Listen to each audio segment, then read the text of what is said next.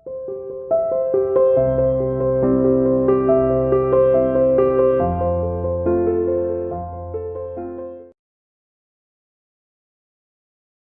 Are you? You are welcome to CR international online classes. आज का आपका assignment number 65। Assignment number 65 for both English and Hindi medium. Topic रहेगा political history of Mughal, मुगलों का राजनीतिक इतिहास। ये लेसन नंबर 9 से ही है। इसके अंदर हम लेके चलते हैं मुगलों के विषय में कि मुगल कौन थे। जैसे कि पहला टॉपिक है मुगल कौन थे, और मुगलों का जितना भी राजनीतिक इतिहास रहा है उन पे सभी पे चर्चा करेंगे। सबसे पहले मुगल के विषय में बता देता हूँ कि मुगल जो है शब्द, इसका सबसे पहले इस्तेमाल यूरोपीय विद्वानों के द्वारा किया गया। लगभग इसका यूज़ जो है 15वीं से 16वीं सदी के दौरान किया गया। मुगल वंश का संबंध, मुगलों का राज्य की स्थापना 1526 में बाबर के द्वारा हमारे यहाँ पे की गई थी, जिसका संबंध फरगना से था। फरगना नाम का क्षेत्र जहाँ उज़्बेक लोग रहते थे, जो कि आज का आधुनिक उज़्बेकिस्तान मान सकते हैं। उज़्बेकिस्तान के अंदर ही उज़्बेक रहते हैं, तो उज़्बेकिस्तान के अंदर फरगना, और फरगना से बिलोंग करता था बाबर। तो बाबर ने 1526 ईस्वी में हमारे यहाँ पर मुग़ल साम्राज्य की नींव रखी।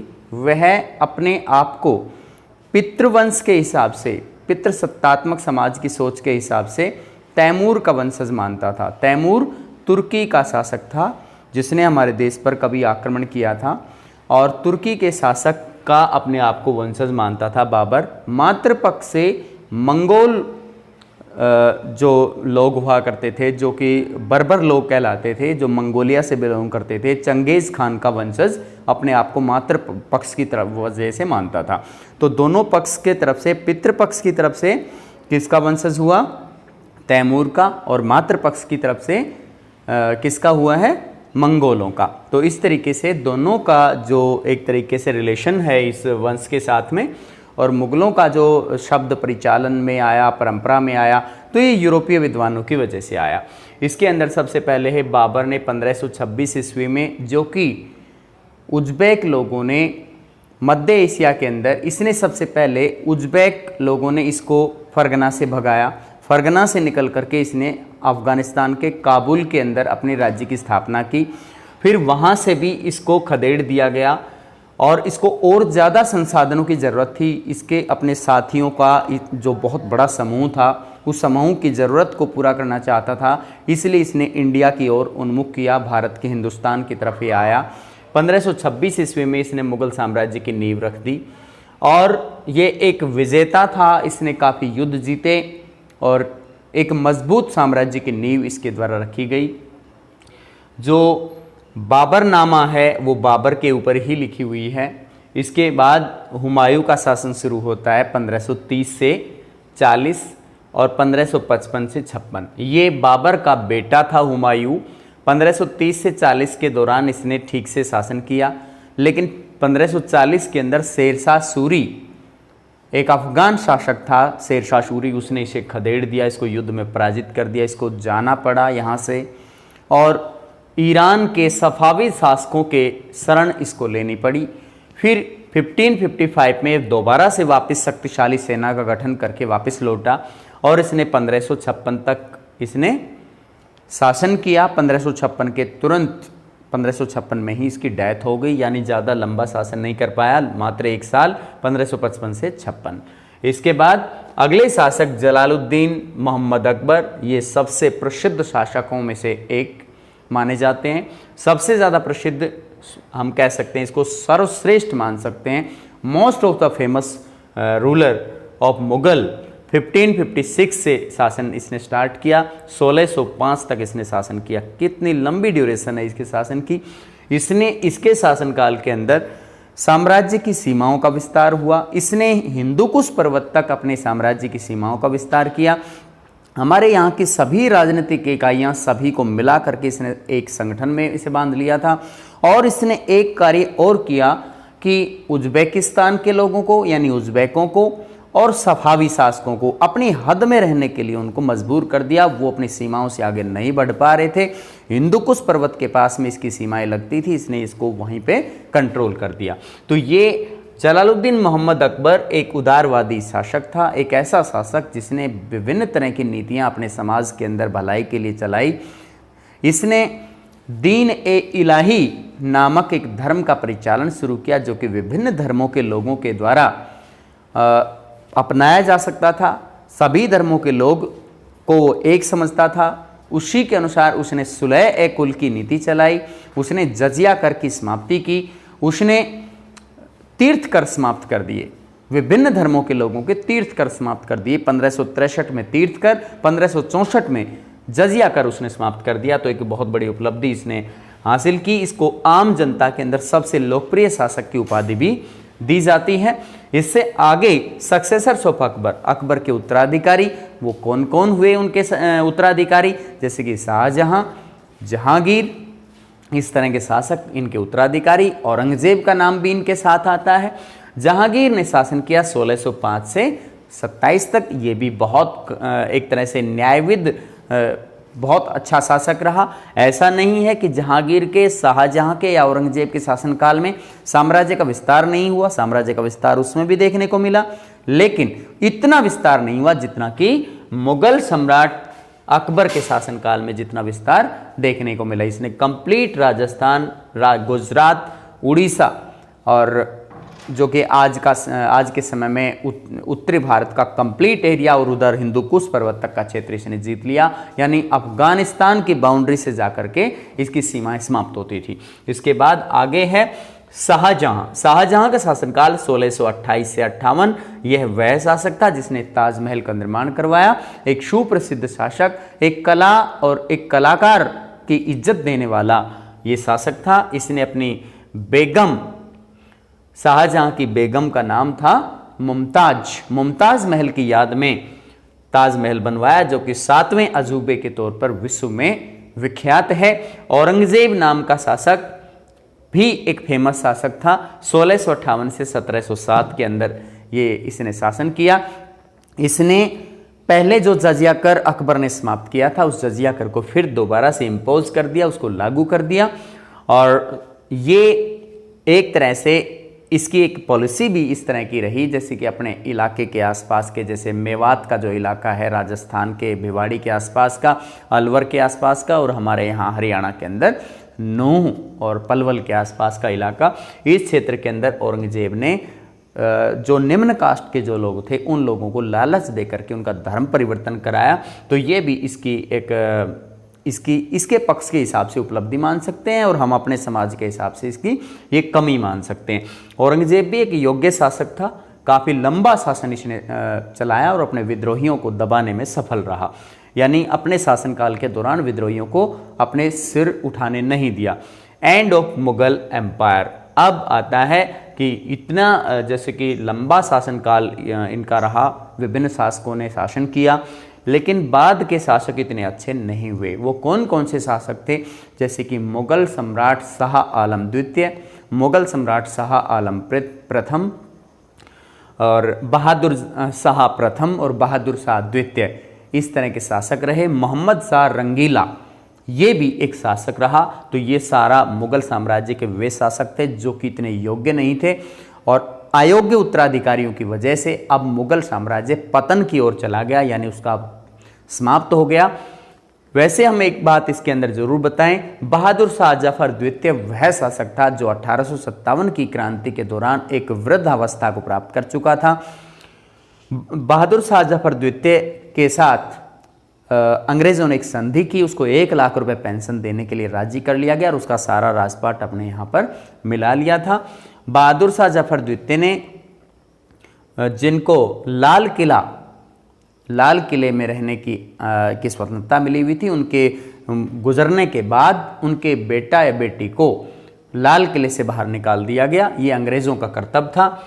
At the time of 1857 great revolt, 1857 की क्रांति के समय मुगलों का यह अंतिम शासक था बहादुर शाह जफर द्वितीय। इसको बोल सकते हैं आप Bahadur Shah Zafar second. Next topic पर आते हैं, role of painters and images in Mughal manuscripts. मानव जो रचनाएं, जैसे कि कौन कौन सी रचनाएं कलाकार को बहुत ज़्यादा प्रभावित करती हैं, जैसे पेंटर्स हैं, पेंटर अपनी पेंटिंग का कला का इस्तेमाल करते हुए बहुत आगे बढ़ जाता है, इमेजेस का इस्तेमाल, चित्रकला का इस्तेमाल करते हुए बहुत आगे बढ़ जाता है। इन मुग़ल मैन्युस्क्रिप्ट्स के अंदर जो मुग़ल हस्तलिपियाँ होती थी, मुग़लों की जो पुस्तकें होती थी, उनके अंदर चित्रों का और तस्वीरों का कितना बड़ा योगदान है, उस पर हम चर्चा करेंगे। Painters had a significant role in the production of the Mughal manuscripts. Mughal हस्तकला, इसको हम कह सकते हैं मुग़ल हस्तलिपि के अंदर पेंटर्स का बहुत बड़ा योगदान रहता था, क्योंकि जो बात कलम से नहीं लिखी जा सकती थी, या राजा के बारे में या राज्य के दरबार के बारे में जो बात कलम से नहीं लिखी जा सकती थी, वह चित्रों के द्वारा समझाई जाती थी। चित्र जब भी कहीं पर अंकित किए जाते थे तो उस चित्र के आसपास के 4 से 5 पेज खाली छोड़ दिए जाते थे और उनके अंदर बहुत अच्छे चित्र, छोटे छोटे लघु चित्र उसके अंदर अंकित किए जाते थे, जो कि लगाने भी उसमें चित्र आसान थे। They described an event in the visual form. वे एक दृश्य अनुभूति के रूप में घटनाओं का विवरण लेखा जोखा प्रस्तुत करते थे। जैसे दरबार की कोई सजीव घटना के बारे में, जैसे कोई बात बतानी है, या कहीं शिकार पर खेलने के लिए जा रहे हैं शासक, तो उनके बारे में कोई चित्र दिखाना है, इस तरह की बात का वर्णन इनके अंदर किया गया था। इसके बाद सिग्निफिकेंस ऑफ पेंटिंग। पेंटिंग का क्या महत्व था, क्यों की जाती थी painting? Enhance the beauty of book. इससे पुस्तक की सुंदरता बढ़ जाती थी। जैसे अगर आपकी पुस्तक से चित्रों को गायब कर दिया जाए तो जो हम जो उससे संबद्धता पाते हैं, जो भी पात्र के जीवन में जो घटनाएं घटी हैं, उनसे अगर हम जुड़ना चाहते हैं, अगर हम उस अनुभूति में अपने आप को पाते हैं, तो ही वो रियल में एक बुक का सही मैसेज होता है। तो इसके अंदर ये, अगर किसी बुक के अंदर चित्र नहीं होते हैं तो वो उतनी ज़्यादा सजीव नहीं कहला सकती, उतनी ज़्यादा इंटरेस्टिंग नहीं कहला सकती। तो इनका मानना था कि अगर हमें बुक की ब्यूटी बढ़ानी है तो डेफिनेटली ये बात है भी, अगर बुक की सुंदरता बढ़ानी है तो चित्र उसमें होनी चाहिए। Magical art. इसके रचनाकार, जैसे कि अकबरनामा के रचनाकार अबुल फजल मानते थे कि ये एक जादुई कला है, और एक जादुई कला की रचना करते हुए, जैसे कलाकार चित्रकला बनाते हुए अपने आप को उस स्थिति तक पहुंच जाता है कि भगवान के अंदर या ईश्वर में और अपने अंदर सिर्फ इतना भेद समझ लेता है कि वह उस बनाई हुई चित्रकला में, जैसे कि उसने मान लीजिए किसी जीव को बनाया है चित्रकार ने, और उस चित्र के अंदर सिर्फ मात्र जान फूंकने की कमी है, और वो सिर्फ ईश्वर कर सकता है। सिर्फ ये उसके ईश्वर के अंदर और उस रचनाकार या उस चित्रकार के अंदर सिर्फ यही फर्क है, बाकी कोई उसमें फर्क नहीं रह जाता। ये अबुल फजल का कहना है। लेकिन कुछ रूढ़िवादी लोग इसको गलत भी मानते थे। वो लोग बोलते थे कि जो जादुई कला है या मैजिकल आर्ट है, या हम कहें इसको चित्रकला के द्वारा सजीव जीवों का चित्र बनाना गलत है। हदीस के अंदर, कुरान के अंदर ऐसा नहीं कहा गया है। हदीस और कुरान में पैगंबर मोहम्मद साहब ने इसके लिए मना किया है कि कोई भी जीवों का चित्र नहीं बनाएगा। Communication became easy. इसका एक और फ़ायदा था कि जो रियल में जो मैसेज देना चाहते हैं चित्र के द्वारा, तो डेफिनेटली वो समझ में आ जाता है, और जो पाठक है वो उसके बहुत नज़दीक जाता है, यानी उस विषय वस्तु के नज़दीक जाता है, उसको समझ लेता है। Tension regarding painting. अब क्या हुआ कि मुग़ल दरबार के अंदर कुछ रूढ़िवादी लोग भी मौजूद थे। वो लोग मानते थे कि भी किसी भी तरीके से किसी जीव का चित्र बनाना बहुत गलत है, उसका चित्र नहीं बनना चाहिए।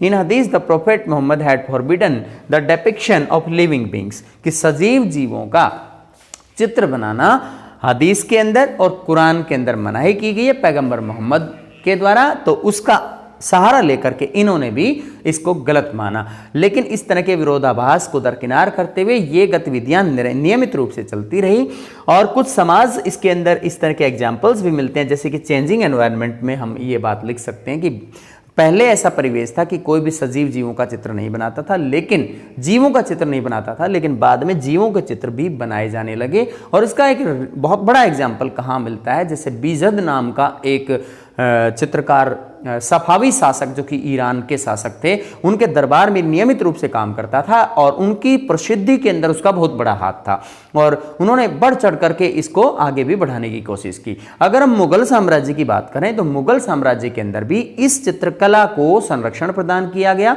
और अकबर ने इस तरह के चित्रकारों को स्पेशल इंक्रीमेंट वगैरह और उनको संरक्षण प्रदान किया और वो इस चीज़ को मानता था कि अगर रूढ़िवाद की तरफ हम जाते हैं, उलेमाओं की सारी बातों की तरफ ध्यान देते हैं, उनका अनुकरण करते हैं तो हमारे समाज का विकास नहीं हो सकता। इसलिए वो ये मानता था कि ज़्यादा रूढ़िवादिता ठीक नहीं है। यानी अकबर के जो विचार थे वो इनके जरिए, इस चित्रकला के जरिए लोगों तक पहुंचते थे। रियल जो मैसेज उसका होता था वो आम लोगों तक पहुंचता था, क्योंकि विभिन्न धर्मों के लोग इंडिया के अंदर बसते थे और उसकी सोच एक निष्पक्ष राजनेता की रही है, मतलब एक धर्मनिरपेक्ष नेता की रही है। नेक्स्ट है अकबरनामा। अकबरनामा अकबर के जीवन की बड़ी से बड़ी, छोटी से छोटी घटनाओं का कंप्लीट लेखा जोखा है, एक क्रॉनिकल की तरह काम करती है। ये अबुल फजल के द्वारा लिखी गई है। इसके रचयिता अबुल फजल थे। ये एक ऑफिशियल रिकॉर्ड है, ऑफिशियल हिस्ट्री है। ये ऑफिशियल जानकारियाँ यानी सरकारी जो जानकारियाँ हैं, जो उस समय की सरकार के द्वारा अपनाई गई नीतियाँ हैं, कोई भी प्लान है, कहीं भी सैन्य अभियान किया गया है, कोई नया रिवाज शुरू किया गया है। जैसे कि अकबरनामा के अंदर ये भी बताया गया है कि कौन कौन से टैक्स इम्पोज किए गए थे, कौन से हटाए गए थे। ये जैसे कि जजिया कर है या फिर तीर्थ कर है, इनके हटाए जाने का विवरण इसके अंदर साफ साफ दिया गया है। टैक्स कलेक्शन का किस तरह का प्रोसेस था वो सारा बताया गया है।